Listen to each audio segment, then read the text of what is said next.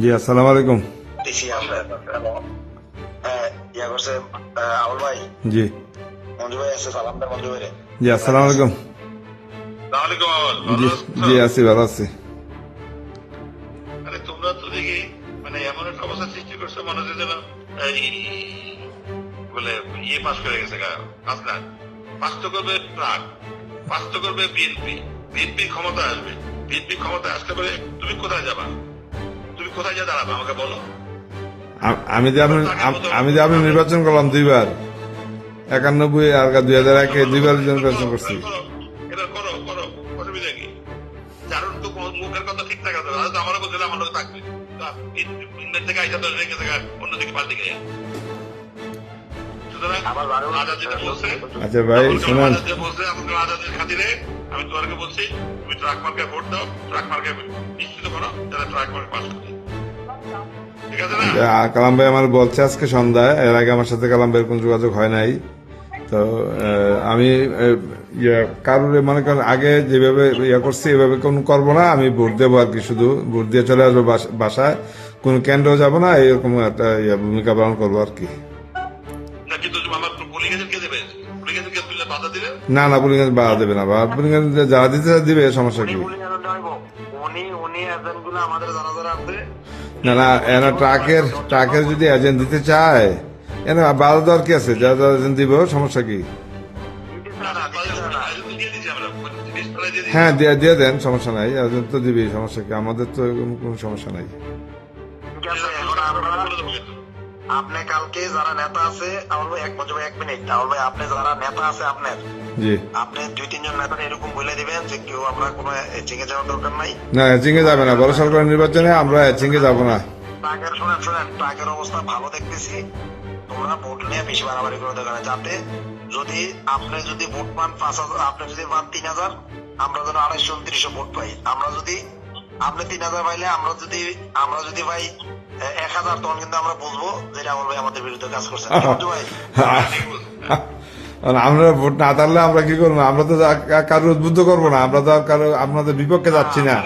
আপনাদের এজেন্ট দেওয়ার ব্যাপারে আমাদের কোনো দ্বিমত নাই। না, ভোট না থাকলে আপনি ভোট ডিবেটেশন করেন, আপনি ওখান থেকে লাগলে 2 জনরে আপনার টেকনিক্যালি আপনার আমাদের দিকে দাবিত করে দেন, আপনি উইনিং সিচুয়েশন।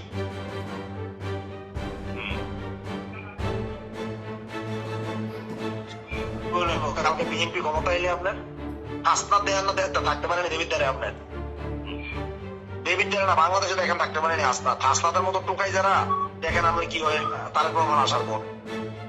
আপনার হাইকমান্ড থেকে আপনার নির্দেশ, আপনার আজকে 4 দিন ধরে একটা লোক অ্যারেস্ট করতেছে, আপনাদের এত ক্ষমতা বাড়লো সারা বাংলাদেশের মধ্যে, তাহলে এত ক্ষমতা বাড়লো নিয়ে 4 দিনে একটা লোক অ্যারেস্ট করতে পারলো না কেন? এই বলুন তো। আপনি এটাতে থাকেন, আপনি ওখানে আপনার যে বিশ্বস্ত ব্যান্ড গুলো আছে তাদেরকে 2-4 জন আপনি তাকে ইশারা দিয়ে দেন, বলে তোমরা কিছু করে এনে দিও, লাগলে আর কিছু করে এখানে দিও। আপনি এইভাবে একটা টিম করে দেন, যাতে আমরা হ্যাপি থাকবো, মঞ্জু ভাই হ্যাপি থাকবো, আমি হ্যাপি থাকবো, নাকি মঞ্জু ভাই? হ্যাঁ ঠিকই বলছে। আচ্ছা ঠিক আছে ভাই। জি জি, আপনার মুখাদ্দেস মামুনকে ডাক দিয়া বলে তুমি এইভাবে কাজ করো, আপনি শুধু 2 জন নিলে আপনার প্রতিযোগিতা না হয়, আর সে কিছু ক্ষতি করতে পারতো না। মামুন শোনেন, মোকাদ্দুস যদিও আমার খুব ভক্ত, কিন্তু আবুল কালাম আজাদের বাইরে না। মোকাদ্দুস আবুল কালাম আজাদের পক্ষের ভক্ত লোক।